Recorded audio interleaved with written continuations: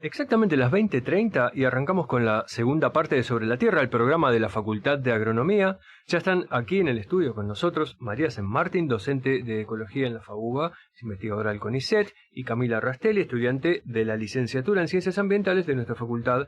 Y también estamos comunicados telefónicamente con Diego Wassner, docente de Cultivos Industriales de nuestra facultad. María, Camila y Diego nos van a contar sobre cómo gestionar adecuadamente el aceite vegetal usado y cómo su separación en origen permite recuperarlo para producir biocombustibles. Hola María, hola Camila, bienvenidas a Sobre la Tierra y buenas noches Diego ahí a través de la línea.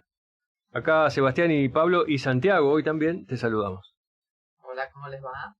Buenas, Pablo, muchas gracias. Es un saludo múltiple, ¿no? Un saludo múltiple a varias bandas. Para empezar la entrevista, ¿por qué hay que hacerle un tratamiento especial al aceite vegetal usado? Bien, el aceite vegetal usado en realidad es un tipo de residuo que generamos en los domicilios, en los hogares, entonces casi todos nosotros tenemos alguna experiencia personal con ese residuo y que normalmente, como es líquido, normalmente uno tiene la tendencia de verterlo por donde la pileta de la cocina, por ejemplo.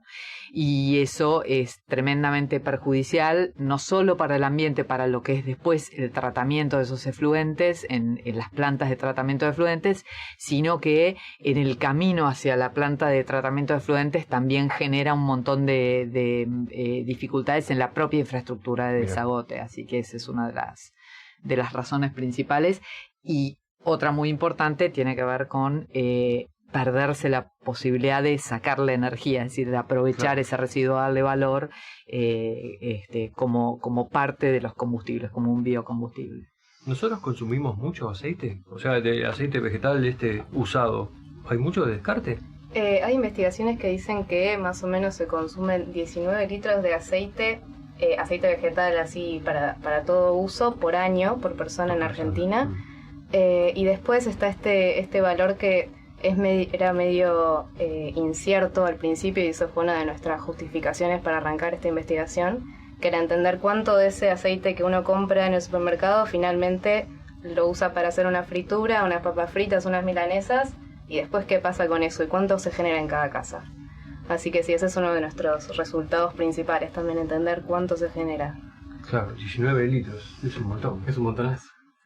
Por supuesto, en cada casa tenemos amigos que hacen una cantidad de aceite. Sí, hay casas que... En mi casa no se fritura. El promedio de 19, claro.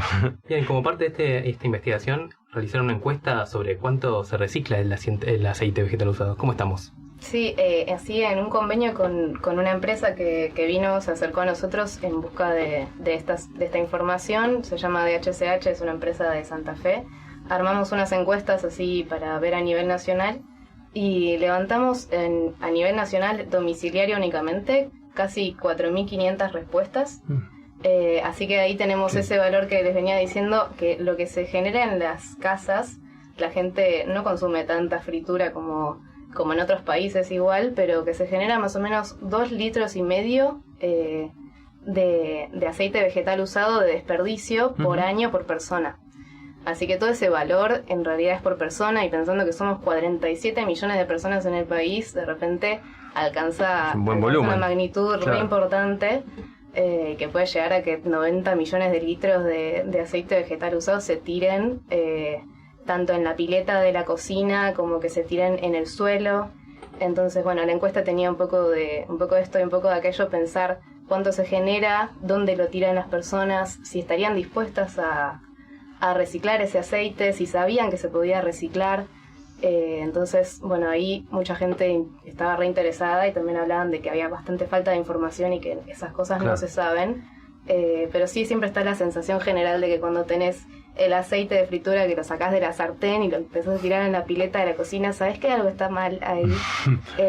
Pero igual, sin embargo, mucha gente también nos decía que lo usaba para alimentar chanchos, o lo mezclaba con el alimento de los perros para dárselo a sus propias mascotas. Así que también es como desconocimiento de que el aceite vegetal, una vez que está usado, se tiene que descartar porque empieza a generar sustancias tóxicas. Claro, que no es sano. Sustancias, sí, que te pueden dar cáncer. Entonces no hay que darle eso a las mascotas ni tampoco a ningún otro animal que tengamos en casa. Y es No, perdón, y que no era tan alto el porcentaje en los hogares de la gente que reciclaba, Sí. ¿no? Que era, pero que había muy buena predisposición para que si tenían información y medios para hacerlo, que estaban dispuestos a hacerlo, ¿no? Sí, entre los datos que nos dio a nivel domiciliario, la mayoría de las personas nunca recicla, que ese es el 56% de las personas. Después hay otra opción que era si a veces lo hacían o a veces no, y eso era el 22%. Y después el 24% restante siempre lo reciclaba. Igual acá había como una parte medio fantasma, que dentro de los que siempre reciclaban igual había un alto porcentaje, o sea, como un 30% de las personas que lo almacenaban en su casa, porque en donde viven, en su localidad, no había un sistema de reciclaje, entonces no sabían a dónde llevarlo. ¿Dónde tirar? Y otro 30% que después ya se cansaba y lo llevaba al lado de un contenedor. O sea, la disposición existe, la gente lo separa, lo pone en una botella con toda la voluntad y después no existe una gestión, un sistema de reciclaje que vaya a buscarte ese aceite y lo genere como biocombustible o como cualquier otro destino que puede ser jabones o glicerol, etc. Claro. Camila, ¿quién contestó estas? Porque recién decías de los domicilios, pero, por ejemplo, los grandes generadores, los que usan mucho aceite, no sé, pienso en un restaurante, ponele, o cosas así, ¿contestaron también o están contemplados en la...? Sí, también incluimos a los grandes generadores, hicimos encuestas en 802 establecimientos de restaurantes, confiterías de todo tipo en el país. Y ahí sí la legislación y como que hay mucho más esfuerzo en separar mejor el residuo en los restaurantes, claramente, porque generan muchísimo más. Entonces ahí encontramos que el 80% de todos los establecimientos gastronómicos siempre separa el residuo. Entonces ahí hay un gran porcentaje que no termina yéndose ni al agua, ni al suelo, ni todo eso. Y que sí, que por establecimiento se producen 936 litros por año. O sea, teníamos que por persona producimos 2,5 litros, bueno, por establecimiento 900 litros. Oh. Y si uno lo busca con algunos números que puedes investigar, hay por lo menos 60.000 establecimientos gastronómicos en Argentina. Entonces, una vez que pones a multiplicarte los números, te das cuenta de que de restaurantes y de todos los establecimientos salen 62 millones de litros de aceite vegetal usado por año. Entonces está muy bien que el 80% siempre se recicle y que tenga un destino razonable. O menos mal que hay control, ¿no? Porque Sí. si lo reciclan es porque les llegaría una multa. ¿sí? Claro. Total, claro.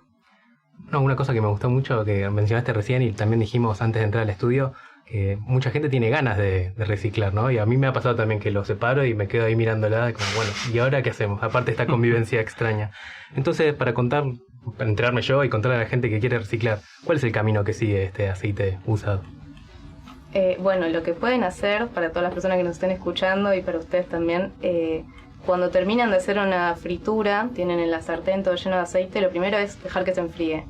Y luego lo pueden poner en un recipiente plástico con tapa, una botella, cualquier botella podría servir, o mismo la botella de aceite vacía.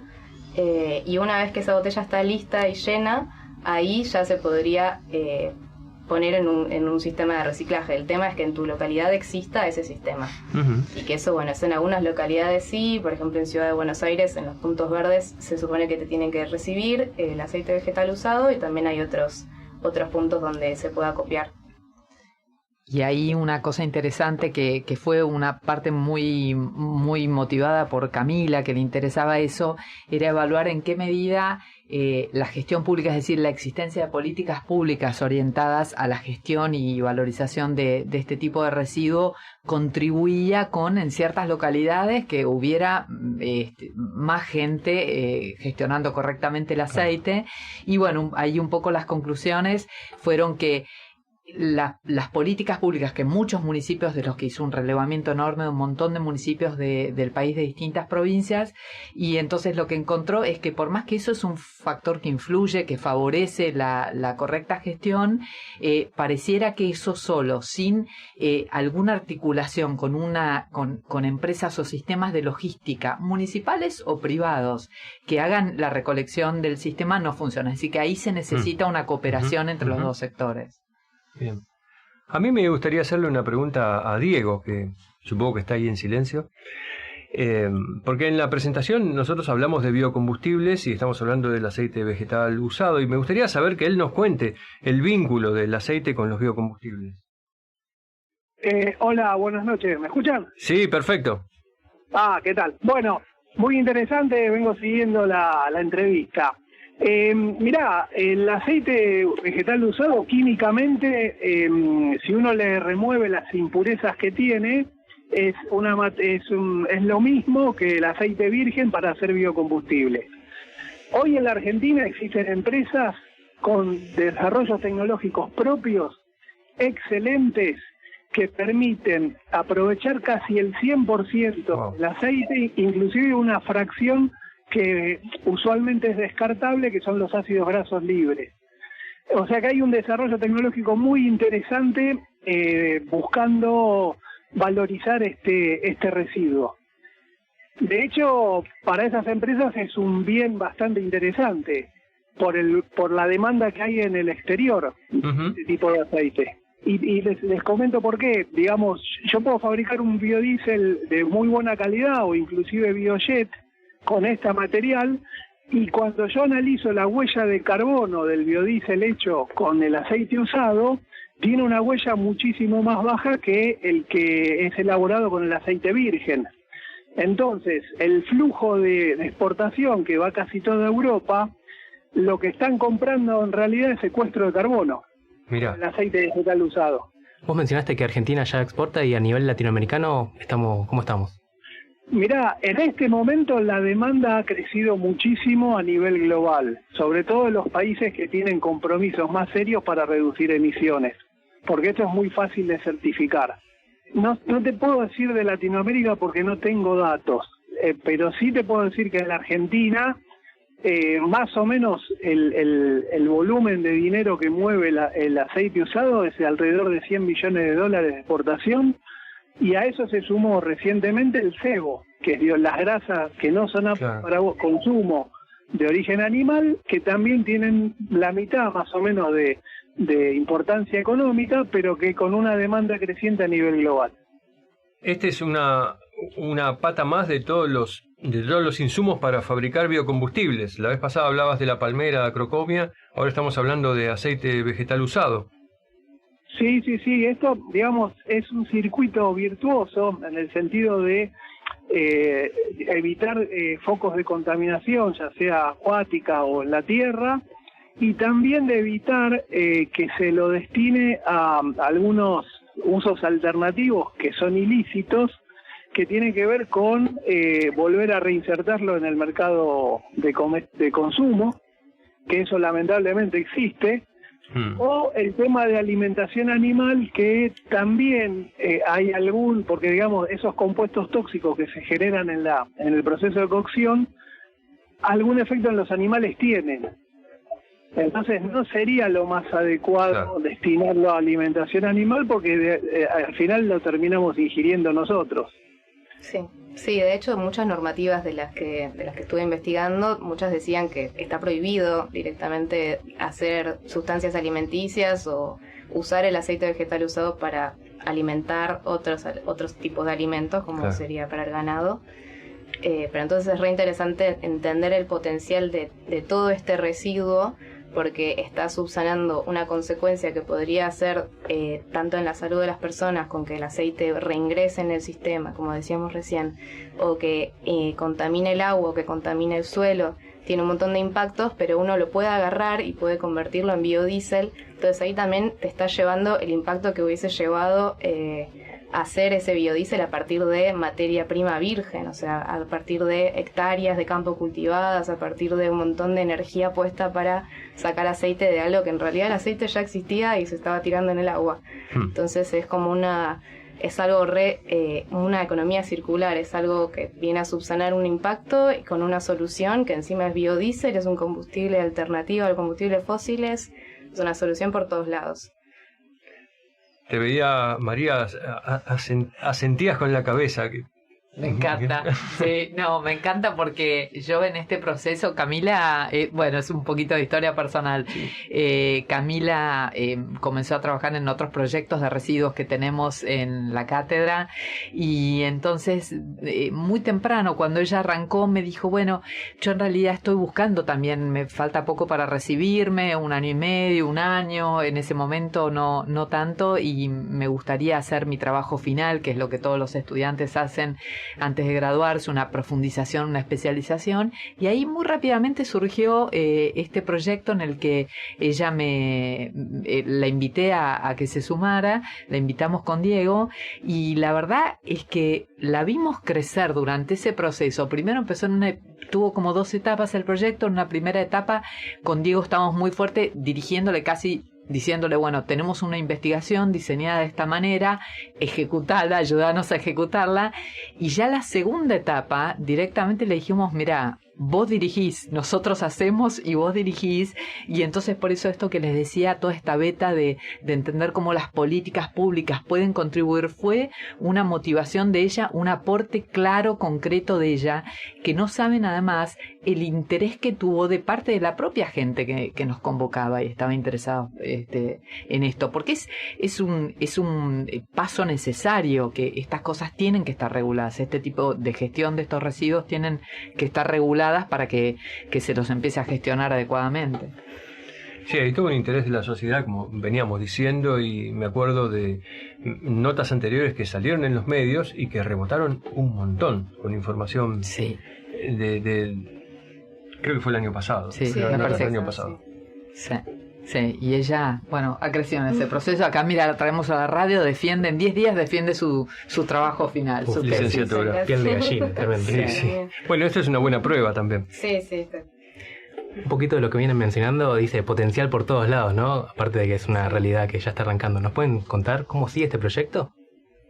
Lo que estuvimos viendo, bueno, igual para retomar ahí en lo potencial, que me quedó sin decir igual, y retomando ahí también lo que decía Diego, con todo el tema si pensamos en todo lo que se produjo a nivel domiciliario y todo lo que se produce a nivel gastronómico, tenemos 185 millones de litros de AU que están dando vueltas sin ser gestionados. Entonces que eso también hay que pensarlo, el potencial que tiene para usarlo, y pensando esto que se puede usar el 100% y que la relación en generar 1 litro de AU con 1 litro de biodiesel es bastante pareja. Tiene muchísimo potencial para el mercado interno y para el mercado externo. Entonces es algo que está creciendo y que está buenísimo que haya proyectos e investigaciones que busquen esto, y que capaz también se pueden seguir agregando más localidades y se pueden seguir agregando más encuestas y se pueden seguir pensando cómo expandirlo, y que la verdad que sí es todo como un mundo re interesante y que tiene muchísimo potencial para mejorar la situación argentina, para mejorar el mercado externo y los combustibles renovables. Sí. Y nosotros tenemos también en la cátedra, con otras corrientes de residuos, un programa con una plataforma que es el Lab Ciudadano, labciudadano.net, pasó el chivo, donde hemos trabajado ya proyectos de ciencia ciudadana, que son muy lindos, son una forma de hacer ciencia colaborativa, donde uno, además de aliarse con los ciudadanos comunes para generar preguntas y a veces también para conseguir las respuestas, bueno, pensábamos que este proyecto podría crecer en ese sentido, porque parte de la cosa es ponerlo en la agenda fuertemente, ¿no? Claro. Y esa es una manera, a través como de la concientización ambiental y el vínculo, el compromiso con las personas. Cuando estábamos mencionando los volúmenes estos muy muy grandes, ¿Argentina tendría la capacidad de poder procesar todos estos que existen y que capaz la gente tiene más ganas de seguir aportando? ¿Sabemos eso? Y eso por ahí, Diego, desde el teléfono, si aún está ahí. Sí, estoy. Sí, capacidad hay sobrada. Eso no es una limitante. Hoy la limitante pasa por que este biocombustible hecho a partir de este material no se diferencia en precio del hecho con aceite virgen en Argentina. Con lo cual no hay ningún estímulo económico para los que lo producen. Entonces hoy todo el flujo está dirigido afuera, en donde sí tiene un precio diferencial. Claro. Pero si no, acá, además de capacidad de producir, ¿hay demanda por este biocombustible? Si hablamos de biodiesel, la demanda la regula el Estado. Es un mercado regulado por el Estado que establece cuotas. Y hoy estamos con una ley que dice del 5%, pero como hay faltante de gasoil, se llevó por decreto al 12%. Se podría subir al 100% eventualmente. Mira. No es lo habitual, pero hay países que Brasil está subiendo mucho, Malasia e Indonesia tienen metas de corte del 20-30%. Claro. Ahora, si uno va al mercado del biojet, que es el biocombustible para aviones, que es más nuevo, el volumen podría decirse que es infinito y no está regulado. Uh-huh. Con lo cual, las posibilidades de expandir esto son muy grandes. Enormes, claro. Ahora, yo quiero destacar el rol de María y de Camila en el sentido de que los grandes generadores más o menos están cubiertos, porque es fácil la logística. El desafío es cómo hacemos para que lo poquito que uno genera en cada casa llegue a un tratamiento correcto. Y ahí hace falta empezar por lo que empezó Camila, que es tener datos de base para saber a dónde estamos parados. ¿Cuánta gente se para, cuánta no, cuánta está dispuesta? Y en eso me parece que la formación de los licenciados en ciencias ambientales, entendiendo las necesidades de la gestión y generando información para eso, me parece fundamental. Bien, buenísimo. No, ha sido una investigación bastante larga. También sabemos que estuvieron presentando los resultados en diferentes lugares, ¿no? ¿Alguna cosa que les haya sorprendido durante la presentación o mismo investigando estos datos? Me parece que lo que más nos sorprendió lo contamos el año pasado cuando tuvimos los primeros resultados y lo contamos en una jornada vinculada al Día del Ambiente en Santa Fe, en San Lorenzo, y lo que nos impactó fue, valga la redundancia, el impacto que tuvo después, como nosotros fuimos, contamos nuestros datos con bastante modestia ahí en un seminario donde había otros colegas que contaban a veces gente también de la gestión de distintos municipios. Había una presencia muy importante de municipios de Santa Fe y algunos de Entre Ríos principalmente, y entonces contaban distintos programas que tenían que ver con la gestión de residuos en términos generales, y nosotros ahí hicimos un aporte con el aceite vegetal usado. Y fue llamativo cómo después nos empezaron a contactar, como que rebotó en medios y en distintos lugares, despertó mucho interés. Eso quedó como subido, esas charlas, a una plataforma en YouTube, y entonces nos llamaban desde el sector académico, gente que por ahí de pronto, tengo el recuerdo de una becaria doctoral que estaba trabajando en Salta, en la Universidad de Salta, con este tema, pero también nos llamaban gente de municipios, gente de ITEC directamente, uh-huh, de YPF. Estuvimos viendo, porque de esto no se sabe, como que de alguna manera tomamos conciencia del vacío de conocimiento que había sobre esto, lo claro, mismo que remarcaba Diego, ¿no? Que es como un sector tremendamente atomizado y la verdad es que no había información. Así que eso creo que fue una de las cosas más novedosas o más inesperadas. Buenísimo. Sí. Y a mí, nada, la verdad que lo que más me gustó, para también decirlo, es que es muy fácil de hablarlo. Y siento que es esa sensación de cuando lo estás tirando por la pileta de la cocina, que sentís que hay algo que está mal. Entonces, la mayoría de las personas lo entienden y entienden que hay algo de fondo que no saben y que estaría bueno saber. La mayoría de las personas está dispuesta a hacerlo y lo haría con gusto, porque les da lo mismo tirarlo en la pileta o ponerlo en una botella y llevarlo a algún lugar. Entonces, siempre eso me re gustó, que siempre es el acercamiento a las personas, poder hablarlo, conversarlo con mis abuelos, con mis amigas o con mis papás, no importa que hayan estudiado la misma carrera que yo o que hayan ido a la Facultad de Agronomía, es algo que uno lo entiende porque lo vive todos los días y está en su casa haciendo las frituras y sabe que hay algo raro con eso. Bien, tenemos que ir cerrando la entrevista y la verdad que le queríamos agradecer a los tres, a María, Camila, a Diego. Nos han contado unos resultados impactantes y bien, estos micrófonos son suyos. Buena suerte con la tesis y nos estamos contactando para más resultados en breve. Muchísimas gracias, Pablo. Por supuesto, muchísimas gracias. ¿Vamos a un corte?